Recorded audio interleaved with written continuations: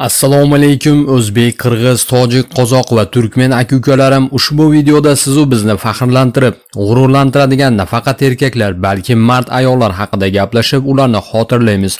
Axir siz bizni tinchligimiz uchun shirin jonidan kechgan bu insonlarni xotirlash va haqqiga duo qilish siz bizni burchimizdir.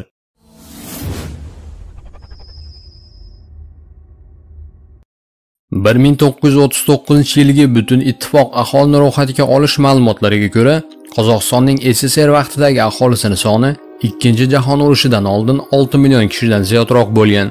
Ulardan 1 million 200 mingga yaqin askar va zobitlar jangovar harakatlarning bevosita ishtirokchilariga aylanishgan. Partizanlik harakatida yana 3,5 mingga yaqin askar jang maydoniga jalb qilingan. Qonli janglar natijasida respublikaning 589 mingga yaqin aholisi halok bo'lgan. Ya'ni frontga chaqirilganlarning deyarli har ikkitasidan biri uyga qaytishmagan. Qozoqlar ko'plab harbiy operatsiyalarda qatnashganlar. Ular qurolli safdoshlari bilan birgalikda Kursk, Bulgi va Qamalda bo'lgan Stalingrad ko'chalarida jang olib borishgan. Fashistlarning Leningrad mudofaasini yorib o'tishiga yo'l qo'yishmagan. Va keyin fashistlarni Sovet tuprog'idan Berlinga qadar haydab Belorussiya, Ukraina, Moldova, Pribaltika davlatlari va Sharqiy Yevropa boshqa davlatlarni ozod qilishgan. Sovet qo'shinlari urush paytida qo'lga kiritgan eng yorqin g'alabalardan biri general Ivan Panfilov qo'mondonligida bo'lgan 316 nafar piyoda diviziyasiga ishonib topshirilgan Moskvaning qahramonlik mudofaasi. Bu harbiy qism asosan qozoqlar, qirg'izlar va o'zbeklardan tashkil topgan. Volkolamsk magistral bo'ylab nemis tanklarining hujumini to'xtatishgan. Panfilov qahramonligini, jasoratini hali ham dunyoning ko'plab mamlakatlaridan kelgan yosh kursantlar va ofitserlar o'rganishadi. Taxminan 500 qozog'istonlik Sovet ittifoqi qahramoni unvoniga sazovor bo'lishgan. Respublikaning 100 dan ortiq aholisi shon-sharaf ordenining to'liq egalariga aylanishgan. Mashhur urush qahramonlari orasida 2 qozog'istonlik qizlar ham bo'lgan. Pulemyotchi Manshuk Mametova va 90 dan ortiq nemis fashistini bosqinchilarni yo'q qilgan snayper Aliya Maldagulova Novosokolniki shahri yaqinida yarador holda bo'lgan qiz nemis askarlari va ofitseri bilan qo'l jangida mardonavor oxirigacha bir o'zi kurashgan. Qonli jangdan keyin u o'z singlisiga Sapuraga xat yozishga ham ulgurgan, lekin og'ir yaradorligi sababli vafot etgan. Yana bir qozoq qahramonlaridan biri bu uchuvchi Nurkin Abdirov bo'lgan. O'zining Il-2 nomli samolyotida 16 marotaba jangovar parvoz qilgan. Uning samolyoti Rostov firmasi Konkov hududida dushmanlar tomonidan urilgan. O'lim muqarrarligini anglagan uchuvchi yonayotgan Il-2 nomli samolyotini dushman tankisiga qarata yo'naltirib, o'zi bilan yana bir dushman tankisini yo'q qilgan. Sovet ittifoqi qahramonligi unvoni vafotidan keyin bo'lsa-da berilgan. Qirg'iziston qahramonlari urush boshida Qirg'iziston davlatining Soyuz vaqtidagi aholisi deyarli 1,5 million bo'lgan. Ulardan respublikaning 365 ming aholisi frontga ketishgan.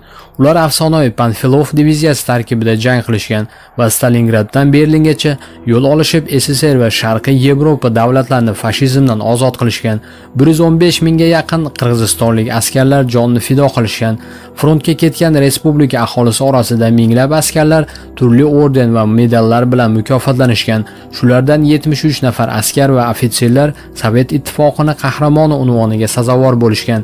20 dan ortiq qirg'iz askarlari Shuhrat ordenining to'la egalariga aylanishgan. Ko'pchilik o'limdan keyin mukofotlangan. Masalan, Dushenkul Shopokov Volkolamsk magistrali bo'ylab fashistlarning hujumini to'xtatgan va 28 Panfilov qahramonlaridan biri bo'lgan. U Moskva viloyatining Dubasekova rayonida vafot etgan bo'lsa-da, o'limiga qadar quroldoshlari bilan dushmanlarning 18 ta tankisini yo'q qilishga ulgurgan.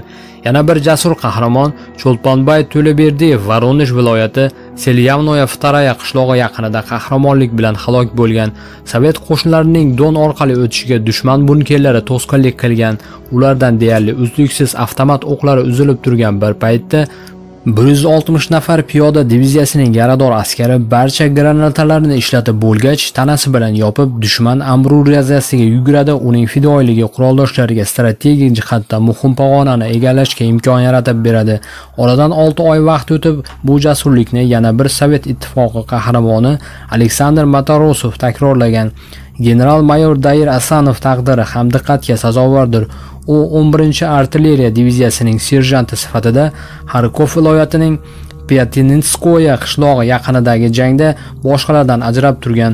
Ya'ni 1943-yil 23-martda 4 soatlik teng bo'lmagan jangda bu jangchi qurolidan 40 ta avtomatchi va dushmanlarning 8 ta tankisi va 6 nafar zirhli mashinasi yo'q qilingan. Tojikistonlik qahramonlar Ulug' Vatan urushi davrida Tojikiston SSRning 289 ming aholisi Qizil armiya safiga chaqiriladi. Yana 45 ming kishi mehnat frontiga yuboriladi. Ulardan ko'plari harbiy qismlar va birlashmalarda bo'lishgan. Ularning 100 mingga yaqin askarlari va zobitlari vafot etishgan. Bu urushgacha umumiy soni 1,5 million kishini tashkil etgan Tojikiston aholisi uchun bu juda og'ir yo'qotish bo'lgan. Tojikiston SSRning 68 nafar fuqarosi Sovet ittifoqi qahramoni unvoniga sazovor bo'lishgan. Frontda ko'rsatgan jasorati uchun 55 mingdan ziyod askar mukofotlangan. Shulardan 21 nafari Shuhrat ordenining sohibi bo'lishgan.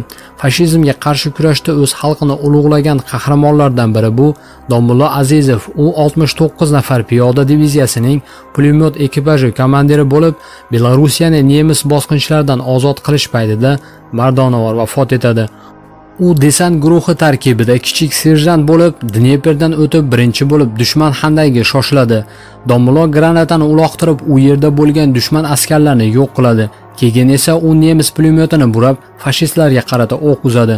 Ushbu kutilmagan va jasur manevr Qizil armiyaning asosiy kuchlari tomonidan Dneperdan o'tishini ta'minlashga imkon beradi. Yana bir jasur o'g'lon Ismoil Hamzaliyev, Sovet ittifoqi qahramoni, u Kursk Bulgada qurol ekipaji qo'mondoni bo'lib, dushman tanklarini mudofaani yorib o'tishiga yo'l qo'ymaydi. Uning qurolida o'qlar tamom bo'lganda ham serjant boshqa qurol bilan o'q uzishda davom etadi. Uning jangovar ekipaji halok bo'ladi, lekin og'ir yaralangan qahramon tanasidan qon ketishiga qaramasdan tinimsiz dushman tomon o'q uzib so'nggi nafasigacha kurashda davom etadi. Turkmaniston qahramonlari 1939-yilgi butun ittifoq aholini ro'yxatga olish ma'lumotlariga qaraganda Turkmaniston SSR aholisi urush boshida 1,250,000 bo'lgan. Shulardan respublikaning 300 mingga yaqin aholisi frontga yuborilgan. 86 mingga yaqin askar uylariga qaytishmagan. Turkmanistonda 87 va 88 alohida o'qotar brigadalari 97 va 98 otliq diviziyalardan iborat bo'lgan. Ularning askarlari va ofitserlari Buyuk Vatan urushining barcha taniqli janglarida qatnashgan.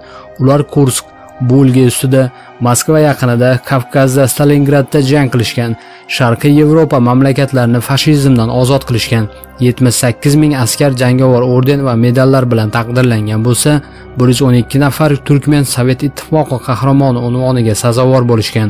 Ushbu sharafga sazovor bo'lgan harbiy xizmatchilardan biri Durdi Qurbon 176 nafar piyoda diviziyasining otryad rahbari urush boshlanganda SSR va Ruminiya chegarasida xizmat qilgan. Dushmanning ustun kuchlari bilan keskin jang paytida jangchi qo'lini yo'qotadi. U snaryad portlash natijasida uzilib ketadi, ammo bu qahramonni to'xtata olmagan. Bir qo'li bilan bo'lsa-da u o'z jamoasini jangga olib chiqadi va g'alaba qozonadi. Leytenant Annakilich Atayev boshlig'idagi otliq otryad esa 2 kunlik shiddatli janglarda 16 ta tank qatnashgan nemislarni 7 marotaba hujumini qaytarishga muvaffaq bo'lishadi. Vaholanki ularda oddiy o'qotar qurollar va granatalar bo'lgan xolos. Bu Rostov shahrida Belaya Kalitova yaqinida sodir bo'lgan. Oltiq eskadron 300 ga yaqin fashistlarni, 3 ta nemis tanki, zirhli mashinalarni yo'q qilishga erishgan. O'zbek qahramonlari urush arafasida O'zbekistonda deyarli 6,5 million odam yashagan bo'lib, 1941-yildan boshlab 1945-yilga qadar respublikaning 420 mingga yaqin aholisi janglarda mardonavor kurashib, jonlarini fido qilishgan. Jami 1,5 millionga yaqin o'zbekistonlik Sovet armiyasi safiga chaqirilgan. Ushbu qadimiy zamindan Sovet ittifoqining 338 nafari qahramon degan nomga ega bo'lishgan. Buyuk Vatan urushi paytida yana 53 nafar askar har uchala darajada ham shon-sharaf ordeni bilan mukofotlangan. 120 ming o'zbekistonlik turli xil harbiy mukofotlarga sazovor bo'lishgan. Afsonaviy Panfilov diviziyasi tarkibida respublika aholisi Moskvani himoya qilishgan. Ular Stalingradda, Kavkazda jang qilganlar. Smolensk, Kiyev, Odessa, Sevastopol himoyasida janglarda qatnashib, Polsha, Vengriya va boshqa mamlakatlarni fashist bosqinchilardan ozod qilishgan. 21 va 44 otliqlar va 258 o'q-otar diviziyalar, shuningdek 90 va 94 alohida o'qchilar brigadalar O'zbekiston SSR tarkibida bo'lgan. 13-gvardiya otishmalari korpusining sapper bo'limi qo'mondoni Satim Nurmetov 1945-yil 7-aprelda Kaliningrad Sobokanskberg yaqinida o'z ishini bajaradi. Gvardiya serjanti va u qo'mondonlik qilgan 4 ta sapyor orqa tomondan dushman artilleriyasini pozitsiyasini chetlab o'tib, to'satdan hujum qiladi va natijada 25 nafar fashistni asirga olishga muvaffaq bo'lishadi. Shuningdek, dushman qurollarini egallab, keyin esa yo'qolgan pozitsiyalarni qaytarib olishga urinayotgan dushmanlarga qarata nemis qurollari bilan o'zlarini o'qqa tutishadi. Satim Nurmetov va uning jangchilari qo'shimcha kuchlar kelguncha dushmanni ushlab turishadi. Ko'plab o'zbek qahramonlaridan yana biri Jo'raxon Usmonov bo'lib, u 69 nafar piyoda askarlardan tashkil topgan diviziyasi vзвод komandirining yordamchisi bo'lgan qahramon 1943-yilda 29-sentyabrda Gomel viloyatidagi Soch daryosini kesib o'tishda dushmanlar tomonidan o'qqa tutiladi. Shunda ham 30 dan ziyod dushman askarlarini yo'q qilishga erishib, daryoni kesib o'tishga yo'l ochib, so'nggi nafasigacha kurashadi. 69 nafar askardan 9 nafar qolganda ularda o'q-dori ham tugab qoladi. Shunda ham umidsizlikka tushib qolmasdan ochiq jang maydonidan otilmay qolgan patrollar va portlamay qolgan granatalarni yig'ib yordam kuchi kelguncha dushman qo'shinini ushlab turishga erishadi. Bugungi dasturimizda bir necha yuz minglab vatan qahramonlaridan bir nechtasi haqida aytib o'tdik xolos. Xudo xolisa keyingi videolarimiz orqali yanada ko'proq ma'lumotlar berishga harakat qilamiz. E'tiboringiz uchun rahmat azizlar.